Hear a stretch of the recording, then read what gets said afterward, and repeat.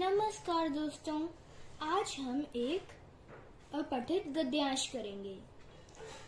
तो निम्नलिखित गद्यांशों को हम पहले ध्यानपूर्वक पढ़ेंगे और उसके पश्चात निम्नलिखित प्रश्नों के उत्तर देंगे। तो चलिए गद्यांश को पढ़ते हैं। हमारे देश के त्योहार या हमारे पर्व मनुष्य के भावनात्मक विकास में सदैव सहभागी रहे हैं। ये त्योहार करुणा, दया, सरलता, आतिथ्य सत्कार, पारस्परिक प्रेम एवं सद्भावना तथा परोपकार जैसे नैतिक गुणों का मनुष्य में विकास करते हैं। इन्हीं नैतिक मूल्यों की अवधारणा से मनुष्य को चारित्रिक अथवा भावनात्मक बल प्राप्त होता है। नैतिक मूल्यों के साथ साथ त्योहारों को मानने या मनाने से जो खुशियां मिलती हैं, आज के तनावग्रस्त मोहल्ले में उसका महत्व भी कम नहीं है। भारत को यदि त्योहारों का देश कहें तो अतिशयोक्ति नहीं होगी। इस देश में विभिन्न धर्मों एवं संप्रदायों के लोग निवास करते हैं तथा किसी न किसी धर्म या संप्रदाय से संबंधित त्योहारों का क्रम यहाँ चलता ही रहता है। हमारे देश में कई प्रकार के त्योहार मनाए जाते हैं। इनमें से कुछ धार्मिक दृष्टि से जुड़े होते हैं तो कुछ नए वर्ष के आगमन से जुड़े होते हैं। त्योहारों के कारण पूरा वर्ष उमंग से भरा पूरा बना रहता है। नए वर्ष के आगमन के समय तो खेत लहलहाने लगते हैं, उनकी कटाई आरंभ हो जाती है। किसान का मन भी प्रफुल्लित हो जाता है। इसी प्रकार महापुरुषों की याद में मनाए जाने वाले त्योहारों में भी एक विशेष प्रकार का वातावरण दिखाई देने लगता है। ये त्योहार जहाँ जनमानस में उल्लास, उमंग एवं खुशहाली भर देते हैं, वहीं दूसरी ओर हमारे मन को देशभक्ति की भावना एवं गौरव की भावना से भी सराबोर कर देते हैं। महापुरुषों पर आधारित त्योहार अक्सर हमें इस बात का ज्ञान कराते रहते हैं कि देश व समाज में सद्भावना एवं सद्विचारों के द्वारा ही हम जीवन में प्रगति की ओर बढ़ सकते हैं। इन सभी त्योहारों के लक्ष्य एक ही है कि हम सभी त्योहारों को मिलजुल कर एक साथ हर्षोल्लास के साथ मनाएं और इनमें निहित अच्छे संस्कारों तथा विचारों को संपूर्ण समाज में फैलाने में मदद करें, जिससे सभी धर्म के लोग में एकजुटता व समन्वयता का भाव जागृत हो सके।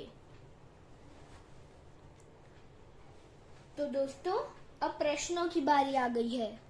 बहुविकल्पीय प्रश्न यानी MCQs। पहला प्रश्न, मनुष्य के भावनात्मक विकास में कौन सदैव सहभागी रहे हैं?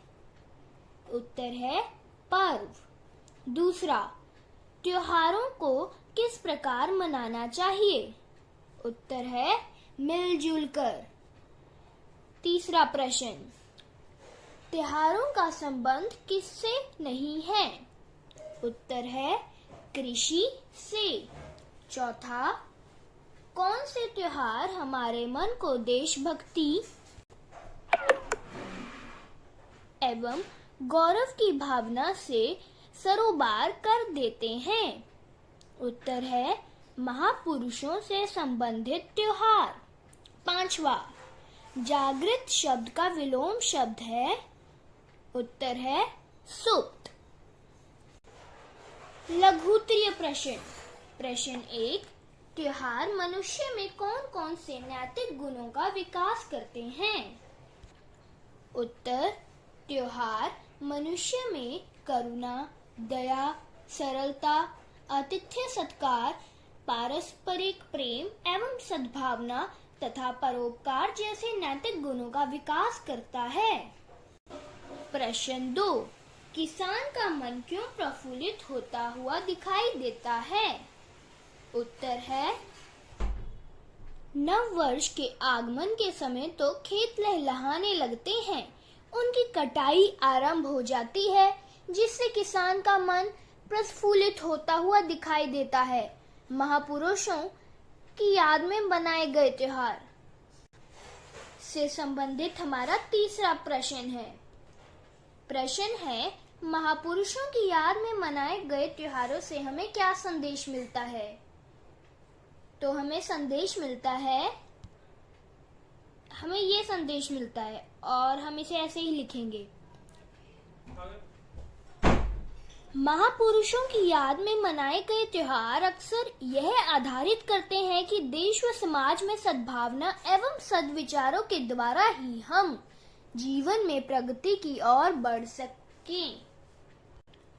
पांचवा प्रश्न है, प्रस्तुत गद्यांश को उचित शीर्षक दीजिए।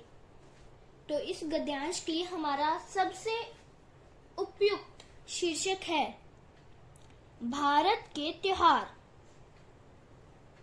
छठा प्रश्न है, दृष्टि शब्द का वर्ण विच्छेद करिए। हमने दृष्टि एक शब्द है और उसका वर्ण विच्छेद करना है, तो हम कैसे करेंगे? द के पैर में हलंत, द के नीचे र आया, र की हम वो पा देंगे और र के नीचे हलंत नहीं आएगा। फिर षटकोण वाला, इसके नीचे हलंत, जमा ट के पैर में हलंत, जमा छोटी की मात्रा। धन्यवाद दोस्तों।